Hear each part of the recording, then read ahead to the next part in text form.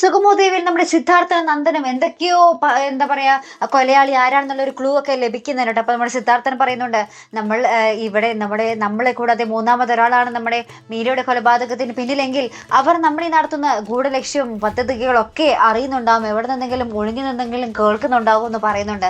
ശേഷം നമ്മുടെ പ്രകാശിനെ ആട്ടോ കാണിക്കുന്നത്. പ്രകാശിന്റെ അടുത്ത് ഒരു പുതിയ സംവിധായകൻ വരികയാണ്. അദ്ദേഹം ഒരു സീരിയൽ തുടങ്ങാൻ പോവുകയാണ്. അപ്പൊ ആ സീരിയലിന്റെ കഥ പറയുകയാണ്. അപ്പൊ കഥയിലെ പേരുകൾ മാത്രമേ വ്യത്യാസമുള്ളൂ, ബാക്കിയെല്ലാം സെയിം കേട്ടോ. ഇങ്ങനെ ഒരു ചടങ്ങ് നടക്കുന്നു, അതിലിങ്ങനെ പങ്കെടുക്കാൻ ഇന്നയാള് പോകുന്നു, അവിടെ ആ ഒരു നടി കൊല്ലപ്പെടുന്നു, അതിന്റെ ആ ഒരു എന്താ പറയാ കൊലപാതക കുറ്റം അയാള് വേറൊരു ആക്കടെ തലയിൽ വെച്ചിട്ട് അയാൾ അവിടെ നിന്ന് മുങ്ങുന്നു.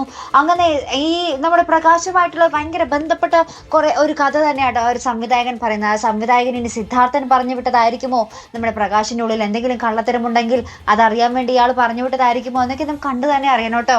അപ്പൊ ഇതുപോലെ പ്രൊമോ റിവ്യൂസിനും എപ്പിസോഡ് റിവ്യൂസിനും ഒക്കെ നിങ്ങൾ മറക്കാതെ ചാനൽ സബ്സ്ക്രൈബ് ചെയ്യുക. അടുത്തൊരു വീഡിയോയുമായി വരുന്നത് വരയ്ക്കും ഗുഡ് ബൈ.